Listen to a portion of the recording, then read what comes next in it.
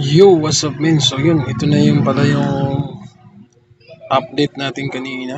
Ayan. Sa ano, yung USB to LAN. Ayan, ito yung USB to LAN niya. So tinanggal na natin. So ginawa natin siyang as VLAN na. So ito na yung VLAN setup. So wala nang nakakabit dito na USB to LAN. So ito yung pinaka ano niya, rekta, papunta dun sa hub. Tapos ito, isang wire na to papunta sa antena. Tapos itong isang wire na to sa internet. So naka-VLAN setup na siya. Tapos binago na rin natin yung wire. Ito yung ginamit natin na back converter. Ayan, para sulit. Sulit siya. Tsaka yung kanina guys, hindi pa siya naka-VLAN setup guys. So ito yung ano niya guys, yung hindi pa siya naka-VLAN setup. Kita nyo? Yan o. Ang bagal o. Oh, naka-USB to LAN yan guys. Ang bagal. Diba? Ngayon, try natin ngayon kung mabilis na ba talaga siya. So, connect tayo dito sa ano. Pagkat na natin to.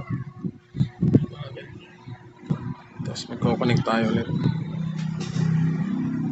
Tingnan natin guys kung mabilis na ba. Ito siya. Nag-admin pala to. Naka-admin. Ayan. Ayan, di ba? Bilis guys, oh. Bilis. Tapos mag-insert coin tayo.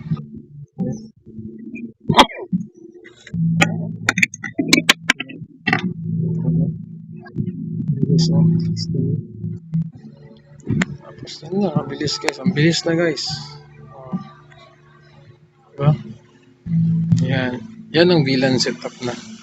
So, yun, VLAN na siya. So, same pa rin yung antenna. Gamit pa rin natin yung 73. Ayan, naka 73 to. Naka 73 yan.